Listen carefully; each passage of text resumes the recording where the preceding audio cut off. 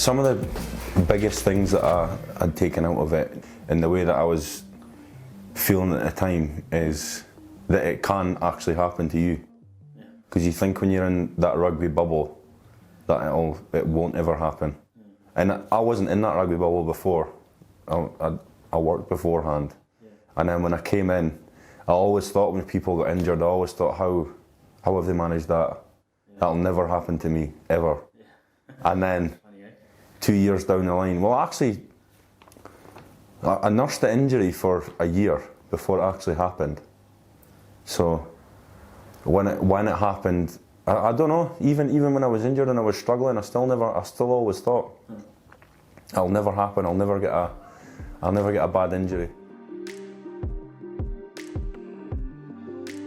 I finished school when I was 15, just before summer, and school wasn't for me. Hated school. I wasn't one with school. So I left and I got a job as a panel beater, and that was what I did for a summer. I never really enjoyed it, but I suppose I've always got them to thank for the opportunity. While I was there, a job came up at Manetti's in Jedburgh. I applied for it and I got the job there. It was a 4-year apprenticeship as an engineer. So I went through that. I did my apprenticeship, and at the end of my apprenticeship I worked a year, and I left Manetti's and went to Morrison and Murray's in Gala. And the switchover worked really well, because that was the time where George Graham had asked me to go to play for Gala. I started really young playing rugby. I think I would have been maybe 6 or 7. It was my mum and dad that sort of got me into it. We went down to Hoyk. It was called the Robbie Dies at the time. And it was really, I really enjoyed it. I loved it when I was younger. From primary school, we went on to high school. And when we got to high school, there was actually 2 teams. We got a lot of rugby. There was Hoyk High School, which we trained for on I think it was a Monday night and a Thursday night. And we played on the Saturday morning. And then there was a team called the Albion, which was an under-16 team. And you played for them on a Sunday and you trained for them on a Wednesday night. So there was a lot of rugby throughout the week. And then when you made that move, when you were just about to make that move, there was another team. There was 2 teams at the time. It was the PSA and the Wanderers, massive rivals between them. I chose the Wanderers. And when you were making that change for the high school to Albion, if you played on a Sunday morning for the Albion, you could play again in the afternoon. Right. So it was a lot. It was a lot of stuff. So yeah, when I was younger, I had a lot of rugby. When I was maybe 16, 17, when I left school and got a job, I started to hate it. I didn't enjoy it at all. And it was my dad, my papa, my family. They drove me through it, kept me going, told me that I had a thing, that if you just keep sticking at it, you'll be good. And that sort of period, 4 years from 16 to 20, I actually hated it. I didn't enjoy rugby at all. I had a couple of really bad years playing. Played for Scotland under 18s at flanker. And when I finished that Six Nations, it was like the mini Six Nations at the time. They talked to me at the end of it and they said, "We want you to move to prop. You think you'd be good. There's not many props and whatnot." And I thought, I'll give it a shot if you're willing to support me. So they said, "Yeah, we'll give you all the stuff. We'll do what you need to do to get through it and to learn." And I never really got that. I was sort of left to fend for myself, and that was the time when I was at Hoyk. And don't get me wrong, I enjoyed the rugby. I never knew what I was doing at prop. The whole time I was thinking, am I doing this right or am I doing this wrong? I didn't have a clue. And Bomber Hislop, Robin, he used to be here. His dad he's passed away now, bless him.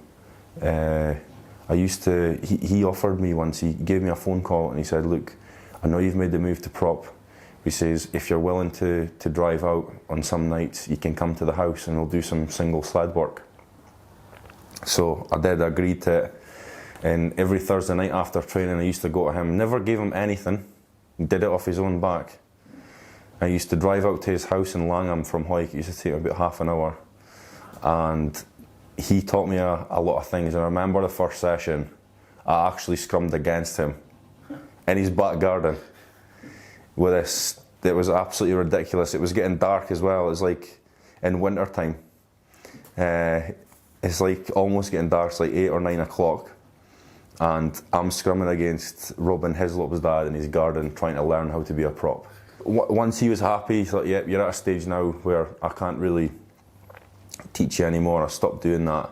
And I went back to play for Hawick, and I was kind of in and out of the team. Derek Armstrong, Deaky, he was the coach at the time. He wasn't really sure if he was, I don't think he was sure if he was happy with me at prop or not.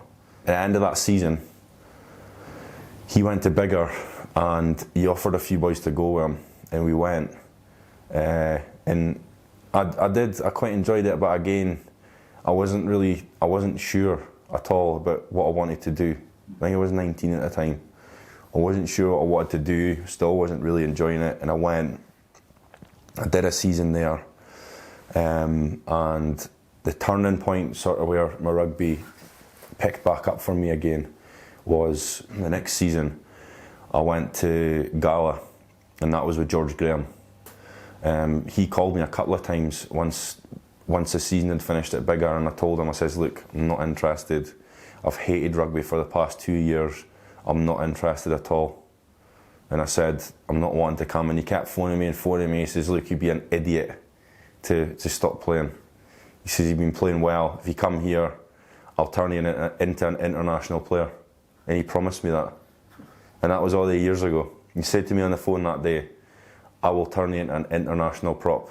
If you come to Gala, I'll make you really good. So I says, right, okay. I went down to that pre-season and I had a really good year with Gala. And then that was the year when I got capped for Scotland Club. And then I was in work one day and can't remember, I think I was on my break. I was sitting at my workbench and my phone rang, an unknown number, and I answered it. Says, it's Stevie Scott here for Edinburgh Rugby. They want you to come up and have a trial. So I said, right, okay, I'll come up and do it. And Morrison and Murray, where I worked, it was Rob Ainsley at the time. He was good enough to give me the time off. And I went up for a week and trained, and then I got offered a half professional, half academy contract. And I went in, I think I was with the academy for 3 weeks, and a loose head and went down. And after 3 weeks I was in with the professionals in a professional pre-season. It wasn't until at the end of that pre-season, when the 2 pre-season games started, that it started to become a bit of a reality, because both Dicko and Vickers Blau were injured, and Sully brought me to, it was Alan Solomons was the coach at the time, and he brought me to the side and says, look, says, you're going to have to start this first game. You've not got anybody else. And I was like, hey, okay, I'm game for this, I'll do it. So the first game was against Leicester Tigers, and I played 80 minutes, and I scrummed against Vunapolo, which was awesome, absolutely loved it. Held my own against them, and then we played Newcastle at Hawick, which was really good. I loved that because it was back in my hometown. We played Newcastle, and I think it was John Welsh that I scrummed against then. Went okay again against him, and then after that I talked to Sully, and it was that part, you know. George Graham always done a lot for me. He always told me, you know, you're really good, you've got potential to go and be a professional rugby player and play international rugby. But then the professional coach had then told me, look, you've got potential here. And then that was when, you know, because Vickers Blow was injured and it was only me and Dicko, played a lot of rugby that year. And then, like we talked about before, that rugby bubble, you get lost in it, and I loved it again. I absolutely loved it. It was all I was thinking about every day. My first proper cap was actually a flanker. I went on at 6. Dicko played the whole game. It was a Munster away. And yeah, Sully put me on at flanker for 10 minutes. Like the old days again. I loved it. It was good. Munster's an amazing place to go. The atmosphere that their fans create there is absolutely second to none. The experience was amazing, and again, it's all those things that make you love it when you come from the amateur game into the professional game. All those things are adding factors to you loving it. Is all the fans, the atmosphere when you play. Sometimes you can't even hear someone talking 5 feet away from you because of the noise in the stadium. You fall in love with all that stuff, and I did. Loved it. I was playing consistently for Edinburgh, week in, week out. I'd played the 2 games against Glasgow back to back, and it was just before the Six Nations time. It was actually John Andrus that used to be at the club, and Nelly. I was sat with them at lunchtime, and I was sitting speaking to them, and they were talking about when the Six Nations were going to happen. And it turned to me and it says, "Are you looking forward to the Six Nations, Saz?" And I says, "Yeah, I'm looking forward to it, to support them." And they said, "Well, you're gonna, you've got a massive chance of being in here. You're playing consistently for Edinburgh week in, week out." And I was thinking, nah, not yet, no chance. It was Gav Scott in the tunnel.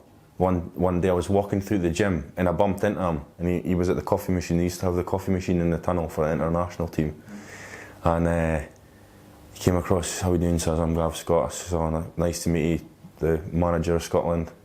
And he says, "Vern's wanting you to be in the Six Nations squad." And I was like, "What?" It was the most casual thing I've ever sort of encountered in my life. He just walked up to me, shook my hand and says, "Oh, by the way, you're going to be involved in the Six Nations. Vern wants you to be part of the squad." Couldn't believe it. I suppose that's the next step again in your career from the professional stuff. And as much as I had that part where I didn't want to play rugby and I wasn't interested in it, there's always that bit in the back of your mind when you're an amateur player, is that's the ultimate, is playing for Scotland. You would love to do that. Since I was a kid, you always watch it on the TV, and yeah. So when I got that call up, it was someone else. I was part of the squad from the start of the Six Nations. Did all the training at St Andrews. I was actually on the bench for 5 games, for all the games, and I hadn't gotten on for 4 of the games. And I remember always talking to Humphreys and Vern before the games. I was really frustrated. I always used to say to them, "Why am I here if I'm not getting to play?" Dicko played every game, full game, and I was so frustrated. All I wanted to do was play. I wanted to get on that field and play for Scotland. And I had to wait till the very last game, and I think I only got about 10 minutes. But I got capped against Ireland away at the Aviva Stadium. So it was amazing. And then that was a whole new experience again. That's 80,000 people in the stand. The atmosphere there was phenomenal. Absolutely amazing. Scottish prop closest to us, taking his place in the scrum. The debutant, Rory Sutherland, the borderer. Born in Melrose, played for Hoyt, Biggar, Gala. Rory is now a Scottish international. I was never a goal to be a professional rugby player. It was always to sort of broaden my horizons with engineering, maybe go down a different route then. And it wasn't until I got the phone call from Stevie Scott that day to ask me to come up to Edinburgh, then I really, but even then when I was going up for those trials, it was still all just a pipe dream. It wasn't anything definite. I wasn't going to be a pro rugby player then.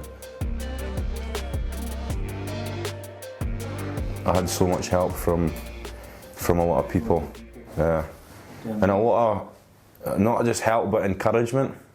I think without that encouragement, and especially from my family, I think that's the biggest. Those are the biggest people I've got to thank. Is you know, Tammy, my fiance, my dad, grandfather, all those people, you know, sort of pushing me through it and telling me. My mum as well. My mum was. She was a funny one with the rugby, because I don't think she really ever understood it, but she was always really supportive. I don't think she actually knew. Like, everyone always said, "Oh, you're a really good player," and blah blah blah. And Mum used to say, "Oh, you're a really good player," but I don't think she had a clue what was going on. But she was really supportive about it.